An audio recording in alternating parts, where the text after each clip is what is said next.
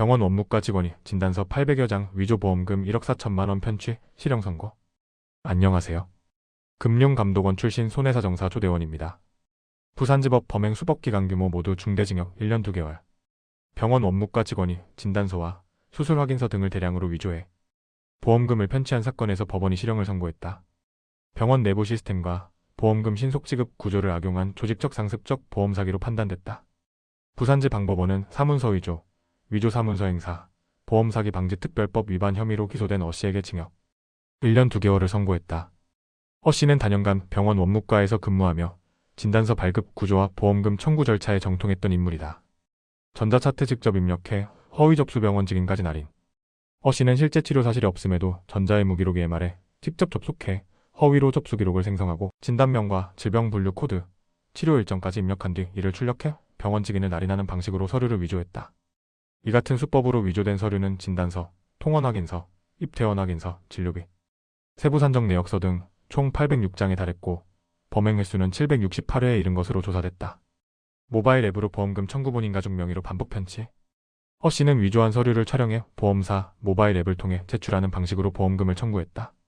보험사의 소액 단순 청구건이 비교적 신속히 지급되는 점을 노린 것이다. 이 과정에서 어 씨는 본인 명의뿐 아니라 어머니, 동생, 자녀 명의로도 허위 보험금 청구를 반복했고 그 결과 139회에 걸쳐 약 1억 4,100만 원의 보험금을 편취했다. 일부 건은 현장 조사 요구로 적발돼 미수에 그쳤다. 두 차례 적발반환 뒤에도 범행 지속 법원 죄질 매우 불량. 재판부는 어 씨가 과거 보험사 직원에게 범행이 발각돼 보험금을 반환하고 합의한 전력이 있음에도 범행을 중단하지 않고 오히려 장기간 지속했다는 점을 중하게 봤다. 법원은 병원 내부 직무를 이용해 서류를 대량 위조하고 보험사 시스템을 반복적으로 기망한 것으로 범행 방법과 기간, 횟수, 피해 금액을 고려할 때 죄질이 매우 불량하다고 판단했다. 실형 불가피 보험 사기 양형 기준 적용. 양형에 있어 법원은 편취 금액이 1억 원을 초과하는 점, 범행 수법이 매우 불량한 점을 가중 요소로 판단했다. 다만 범행을 모두 인정하고 피해금을 상당 부분 변제한 점, 동종 전과가 없는 점은 일부 참작됐다. 그럼에도 재판부는 실형 선고가 불가피하다며 징역 1년 2개월을 선고했다. 전문가 의견. 조대원 손해사정사는 이번 판결은 병원 원무과 행정직원이 보험 사기의 핵심 실행자가 될 수 있음을 분명히 보여준 사례라며 의사의 진료 여부보다 서류 형식과 코드만으로 지급이 이뤄지는 구조를 악용한 전형적인 내부형 보험 사기라고 평가했다.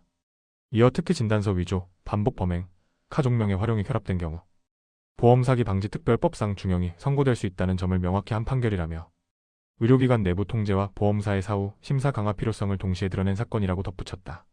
손해사정사무소가 온 조대원 손해사정사였습니다. 감사합니다.